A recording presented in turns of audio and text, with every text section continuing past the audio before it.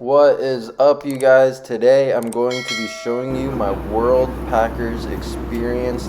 My first time ever doing volunteering on the app, and I'm going to show you how it went the whole month that I volunteered. This was also my first solo trip. So first things first, it was not that expensive to get there. My flight was around $350, $400 for a one-way ticket, and I flew in straight to Santa Marta from Atlanta.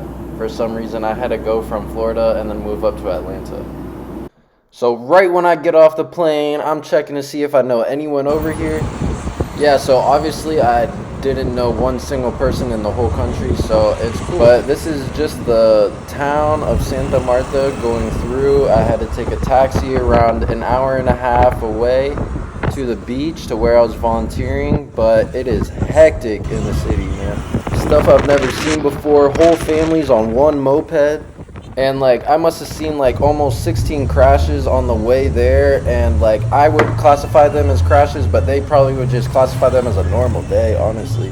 But going through the pueblo of Santa Marta, it really became clear to me that this is only 3 hours away from Florida, and like this is literally a whole other planet. But yeah, you can definitely notice there's not one single tourist in the pueblo, and you gotta keep in mind of that. Like, I love it. There's tiendas everywhere. Everyone's drinking aguilas. You got the music going everywhere. You got people playing pool. I mean, like, empanadas being sold at every corner. Like, it's amazing. So when I got accepted to go volunteer on Worldpackers over at the beach in Santa Marta, I had literally no expectations. I had no idea what to expect. I've only heard all of the stereotypes of what all the Americans say of how dangerous it is there, to not go out at night, to not trust anyone, this, that. So that's what my head was filled in at the time when I had just landed, because I had nothing else to base Colombia off of, just only how dangerous it was, and the drugs and cartel, and you guys know. So of course at the beginning of the trip I had my guard up 100%. Like, I was not taking any risk at all. And I forgot to show you guys, when I came out of the airport, there must have been 30 taxi drivers just yelling at me nonstop to try to get in their taxi. So I'm scared. We're going off this weird road. I'm thinking about my backpack. I have everything in it. But it was all good. It just ended up being the road that you had to take to get to the beach. But since it was at night, it was just kind of weird. But this tree's kind of cool. The whole palm tree goes through the whole hostel because they didn't want to cut it. So the night I got there, you can't really see anything because it's so dark on the beach. There's no light pollution at all. So the next morning when I got up, I was blown away by how pretty the beach was. It was crazy how the hostel was super nice, all made of wood. You go into the bathrooms over here, or should I say the baños, and then like all these different rooms are all filled with bunk beds. So this was my room right here. Everyone's got the mosquito net because those mosquitoes are bad. Also, there's no AC like almost anywhere in Colombia, so they try to have the windows open at all times. But once like 9-10 o'clock comes around, man, I woke up when I was sleeping in, and you wake up sweating. It's hot, but the view is pretty. It's literally right on the other side of the beach. This is what's on the other side at night. This was a full moon. This is like the only light pollution you get. It's so pretty there. I miss the stars. I miss just like looking at the moon. Like, it was so chill there on the beach. It was great vibes. Loved all the people. So to give you guys a little bit of an idea of the beach that I was volunteering at, these are all hostels over on the left side. There must be about 30 hostels. It is right next to the Mendihuaca Rio. So the Rio literally goes into the ocean when it gets high tide. But yeah, it's like literally tropical paradise over there. And we had a cat at the hostel. His name was Tiny. Man, the boy is cute. Right on the beach, that dude's just playing with everyone that comes in. And at the end, when it was time for me to leave, the owner was actually telling me that the cat, Tiny, doesn't act normal anymore because of me and this other volunteer that was there, and the vibes were just off, and Tiny just wasn't acting himself. So like right there, he's just acting weird, right? Not like a cat. So on Worldpackers, the owner accepted me as content creator, but when I got there, he wanted me to start doing reception and kept telling me that I will do content creation after the business starts slowing down. But these are the views. The hostel rented out surfboards. They had surf lessons. It was really, really cool vibes. Such cool people, and the views are just amazing. So this is just a better view of Mendihuaca Rio. It's super pretty down there, and that Rio literally just goes right into the ocean. So a lot of people just chill over there at the Rio because the ocean has such big waves over there. This sucks. Why did I come here? Oh my god. I should have gone to Costa Rica.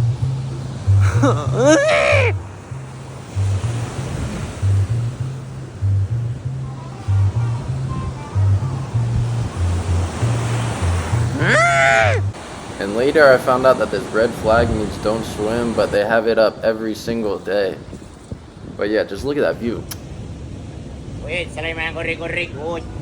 You know, man, I ended up seeing the mango dude every single day for the whole month that I was there. That boy hustles. He goes up and down that beach every single day, probably about 50 times a day. Doesn't matter if it's hot as hell, if it's no one on the beach. Like, that boy is trying to get his sales in 24/7. I respect his hustle. These are just some nice views at another hostel that I found and I really liked.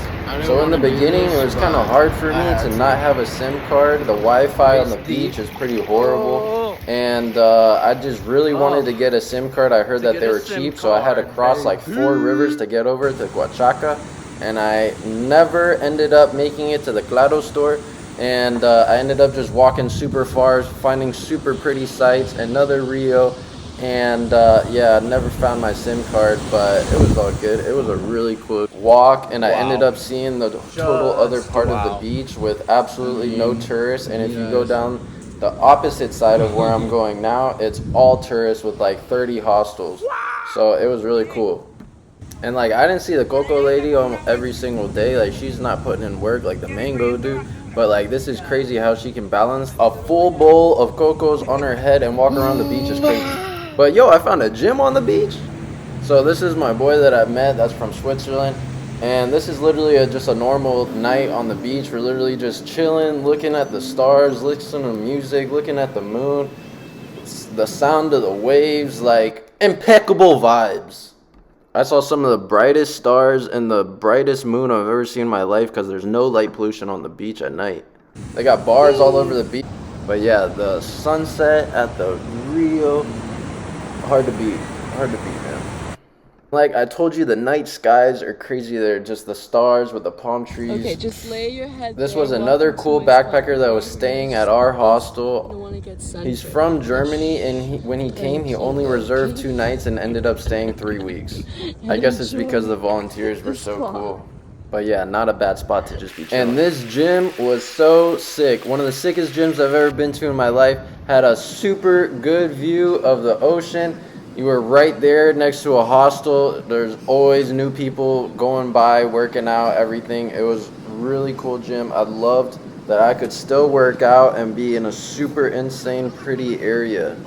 It was a nice walk from my hostel, and whenever you got hot, you just jump in the water. This is another friend that I met. He was from France, but he actually ended up moving to Medellin. Some of the nights, one of the 30 hostels have a party, and every single person from each hostel goes over to the hostel with the party, and they got flame shows. They had a DJ set up, and it was right there on the beach. This was my first party with no shoes on, feet in the sand. It was sick. But yo, this dude copied my shirt. But yeah, guys, that kind of wraps up my volunteering experience. I just wanted to show you guys the location, all the stuff I saw while I was volunteering. On the next video, I'm going to be showing you guys the town of Huachaca, some insane views of the Andes Mountains, and other times I got to rent a bike and stuff. You guys check it out.